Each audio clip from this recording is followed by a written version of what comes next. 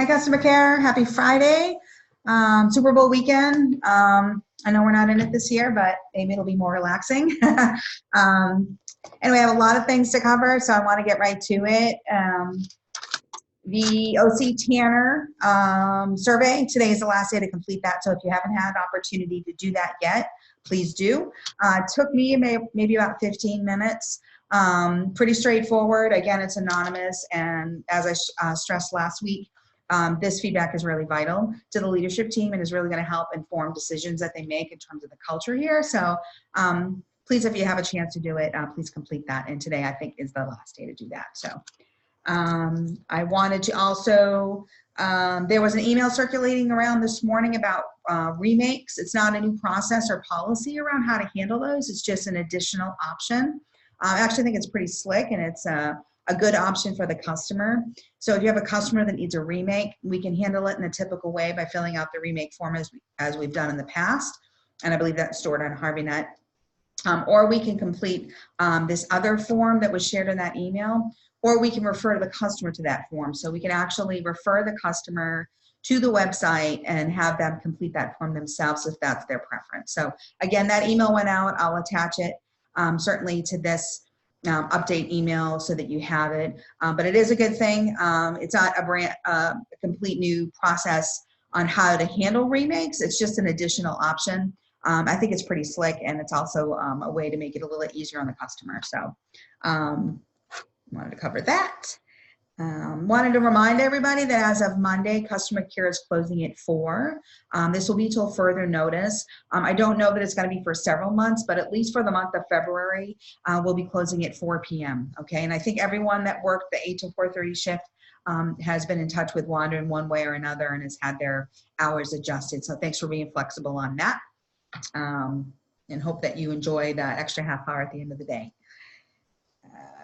I wanted to give a shout out to the customer care reps that visited the Fitchburg branch this week for a training. Bob there, the branch manager, Bob Leo, had sent me an email being very grateful and communicating a lot of gratitude around how helpful Karen, Christine, and Tyler were when they were in the Fitchburg branch this week. So I just wanted to give a shout out. It was a really great demonstration of teamwork. While there, all 3 of the customer care reps made a point to pitch in, handle calls, even helping with customers at the counter. And it just went a long way in really solidifying that relationship with the Fitchburg branch. And I just wanted to give you guys a public thank you and shout out, because it's the kind of teamwork that's really got to get us where we need to be. We aren't there right now. We still feel in a lot of ways separate, branches from each other, branches from customer care, but we're getting there. And it's this kind of effort and teamwork that's really going to help get us to where we need to be, where together we win. So thank you guys so much for that. And Bob was, again, very appreciative. I just sent an email out about EagleView. So we were able to create separate logins just for the customer care team. So you will no longer need to go into the different EagleView logins depending on which branch which region or branch you're putting an order in for. So hopefully this is great news. It certainly was going to save you guys a lot of steps.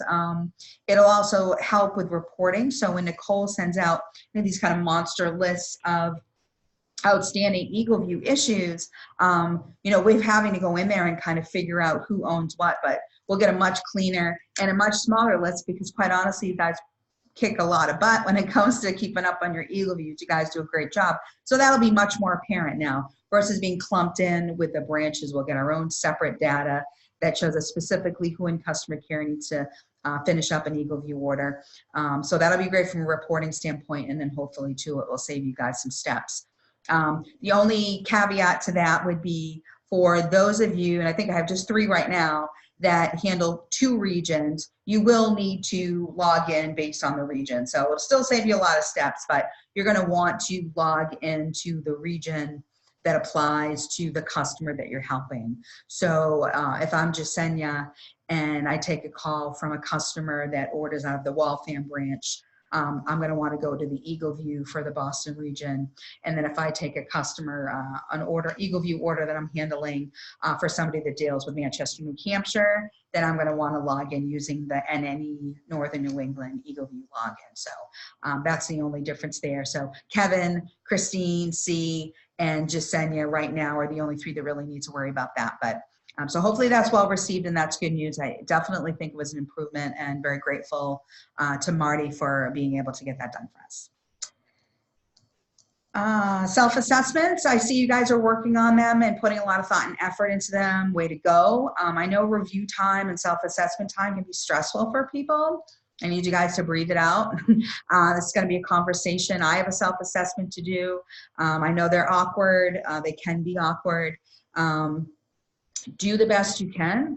That's all we can ask. And just know that the conversations with me are just that. They're going to be healthy conversations, talking about what you've done, talking about what you want to do, and really, I know, just an opportunity to kind of air that out and we'll look at maybe some call stats, we'll look at some other things, but I just don't want people to start getting stressed out and freaked out over reviews and feeling like, you know, they're going to be judged unfairly or that I don't have enough information to really make a fair assessment, all that stuff. I just need people to chill. And I get it. I mean, I've had people in a review setting break out in hives right in front of me, and I know it freaks people out. It's hard to be receptive to feedback, but I just want you guys to relax and know that I'm personally very invested in your individual development. I have a lot of people under, you know, the customer care umbrella. Do I get to spend as much time with you individually that I'd like to? Absolutely not. But it doesn't mean I'm not invested in your individual performance and success here. So that's really where I'm coming from, okay, in these conversations. So if you have any questions or concerns about your assessment or your upcoming review with me, please reach out to me directly. Okay, that would be great. And I want the opportunity, I want an opportunity to address those concerns rather than have them fester and start to affect your morale, okay? Speaking of morale, I wanted to end on that note. So I know that overall at Harvey, it's been a very challenging couple of years here. And even in the last 6 months that I've been here, it certainly had its challenges, and I have my own set of frustrations that I deal with and processes that I'd like to see improved upon, gaps in communication, issues with morale, feeling like there's a lack of teamwork and all those things. I want to acknowledge that those things exist and that this is not the ideal place right now. We don't have the perfect culture or the perfect processes or the greatest communication. We have manufacturing issues, we have upset customers. I want to acknowledge that because it's real, right? And it is deserving of concern and even deserving of frustration. So I'm not saying those things don't exist and that they're not worthy of recognizing. I like to, I think it's important to acknowledge them. And certainly I'm not a robot and I don't go into every day expecting rainbows and unicorns in a perfect environment here. I definitely have my days where I get a little frustrated and even use some curse words or whatever. So with that being said, one of the things, and I recall stressing this probably in one of my much earlier updates, is the importance of not affecting other people that we work with in a negative way, and that we sometimes feel as though that you're a good friend and that you're a good teammate when you interact with a coworker on your team and kind of subscribe to where they're at, or agree with where they're at, or kind of join in what I would call like a bitch fest, right? And I just want you to think about the impact and effect that you do have on your coworkers, and that when you have a coworker reach out to you and they're miserable or complaining or pissed off about a new process, or why did we do this, or why didn't we do that, that there's an opportunity there for you to lift that person, not necessarily join in. My feeling is that there's a bit of a morale issue right now across the customer care team. And I'm doing the best that I can to certainly improve things around here. It takes time. I get that people have bad days, but what I don't want to see is that we have this disease that spreads through the customer care team because we are relying on each other to unload all this negativity and complaint and frustration. It just is not healthy, and in my opinion, is absolutely not helpful to kind of join in on that. So I'm just throwing that out there. There's been a few conversations that I've had lately that have kind of given me the impression that there's a morale issue right now with customer care. And I get it. I get the frustration. But what I would like to see is that we try our best to lift up, encourage, and inspire our teammates rather than joining in with the negativity and with the complaint and the frustration. And just do our best. I mean, I certainly try to do that. Not only professionally, but in my personal life, to hear people out, but then to try to think about solutions or offer some positives to kind of pull them up out of the weeds a little bit. So just throwing that out there. Again, I get it, but let's make an effort to take care of each other.